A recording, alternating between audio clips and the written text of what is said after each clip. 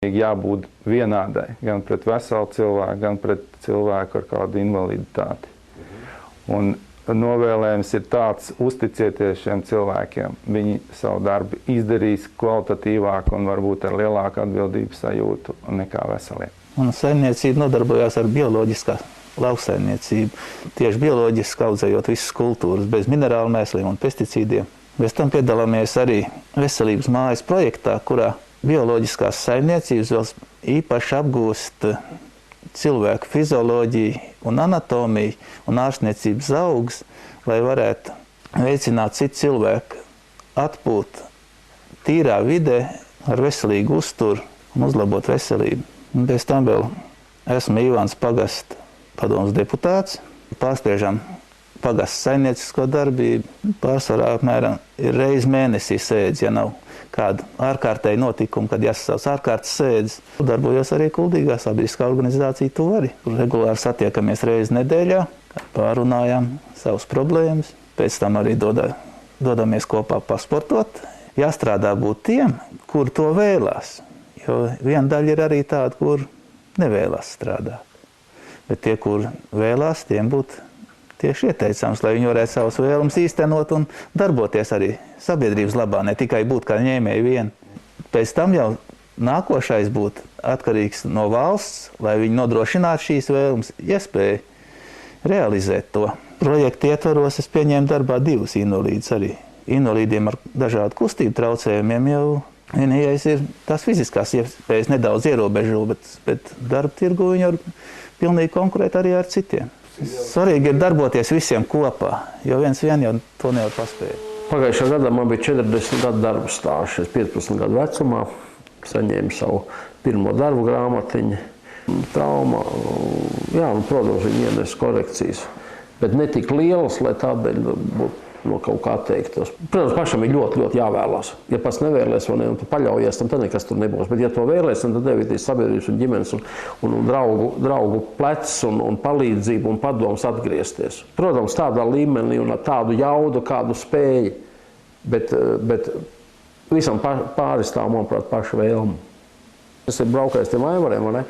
Nu, tur mēs esam, vai ne? Katrs mēs tur pa kaut kādam laiciem atgriežamies un tā. Parādiet, ka šī ir tā vieta, kurā šis invalīds iegūst šīs darba spējas, šo psiholoģisko noturību, un kur viņš var to darīt. Skatieties, kur notiek. Tā ir publiska vieta, tā ir ļoti uzskatāma vieta. Un man kaut kā tāda sajūta, ka tur, gan šī administrācijā vai vēl kaut kur, tur var sēdēt šis invalīds. Viņš var darīt to darbiņu, kurā vajag ievadīt kaut kādus datus. Tādu, kurā viņš var būt 4 stundas, 5 stundas. Tāpat tās veikalā pa pārdevējas lecis laikam nevarēs ielikt, vai ne? Tur viņš nespējas to darīt. Un tad ir jāskatās, kuras ir tās darba vietas, kuras neprasa varbūt šo lielo koncentrēšanos tik augstu, kā tas vajadzētu. Mēs nespējam to jāatzīst. Ir, kad mēs to spējam, ir, kad nespējam, ir jābūt šim režīmam maigākam. Manuprāt, ka tas ir vairāk būtu un drošāk, un to vajadzētu intensīvāk popularizēt tieši valsts uzņēmumos, pašvaldību uzņēmumos. Tā ir tā atbildība lielāka. Biznesa apritē ir diezgan grūti, tomēr, ticiet man, ka tas ir diezgan grūti radīt cilvēkam apstākļus tādus mīkstākus un maigākus. Privāta biznesa īpaši nepopularizē. To dara, bet tas jau tad ir drīzāk tāda reklāmas. Ko tev nozīmē darbs?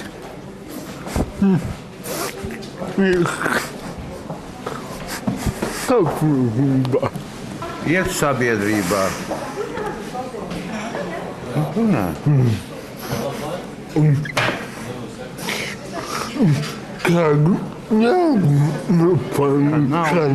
Kādu naudu nopelnīt?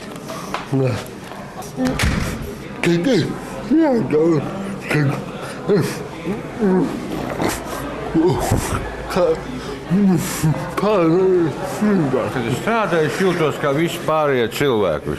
Ko tev nozīmē darbs? Man jau darbs katru dienu, bet Andrim vairāk darbs nozīmē. Bet ko tev nozīmē? Man atpūt. Darbs ir pieredze darboties un darboties, kamēr dzīvos un staigās. Ko tu teikt vairāk? Vairāk jau Andrim tam darbs nozīmē visu. Tā viņš ir sabiedrībā, tā viņam bija pateicīgs. Visi viņam pateicīgi, ka tagad pat uz katru dienu tur tas taciņas notīra visu. Cilvēkam viegli aiziet uz veikalu, uz pastu. Un pirmām kārtām izmaiņas ikdienā. Katru dienu kaut kas cits. Tā kā es strādāju bibliotekā un tur jaunieši apgrozās vairāk nekā skolā. Tad ir tā, ka katru dienu kaut kas jāstāsta, jāmāc, jārāda. Tipa tā kā sensejs savā veidā man jau nosaukuši pa senseju. Tad es tur mācu visu apstāst un tā tālāk. Tā ikdiena. Galvenais, ka izmaiņa. Katru dienu kaut kas cits nav viens un tas pats. Tas man nozīmē darbs. Un ja vēl piemeklē, kas tev patīk, tad vispār bija ideāls variants. Pirmām kārtām jau cilvēks. Tu iepazīst, kāds tas cilvēks īstenībā ir. Tur jau viss ir atklājies. Es nezinu. Protams, tas saņem pa savu darbu kaut ko arī. Atalgojumu vienalga, ka tas ir garīgais vai materiālais, kā kuram. Es nezinu, kas vēl tāds varētu būt. Pieredze lielākais. Ir tieši jau tu strādā ārzemēs vai kaut kur tā. Tas varētu būt viss. Katru dienu jauns cilvēks satikt un tā tālāk. Aktīvi darboties, darbdēļam, ar ko nodarboties. Darbs. Iespēju paši savās akcijas un citos atvēs pacelties par sevīm. Un, protams, materiāli iegādi un dzīvesveids. Darbs man nozīmēja naudu pirmkārt. Kaut gan saka, ka tas nav galvenais, par šiem gadiem es esmu pārliecinājusi, ka tam ir ļoti liela nozīme. Jo es negribu lūgt citiem, es to varu izdarīt pati. Man nav nevienam nekas jālūdz. Es varu izdarīt pati un varu palīdzēt arī citiem. Nedaudziem, bet varu. Darbs, darbs, darbs. Un darbs padara mūs visus tā kā vienādāks, noliek uz viena plauktiņa. Tu strādā, es strādāju, invalīds nestrādā.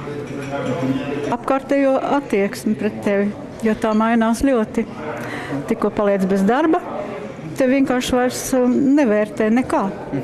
Nekā, tā kā tukša vieta. Tas traģiskākais ir paša apziņa, ka tu vari darīt un vari strādāt, bet ka tev nav tā darba un tu esi ārpus visa kā. Pilnīgi. Es domāju, ka tas ir galvenais, lai cilvēks justos cilvēks. Darbs īstenībā ir pats svarīgākā lieta, jo pēc savas būtības, manuprāt, cilvēks ir tas, ko viņš dara.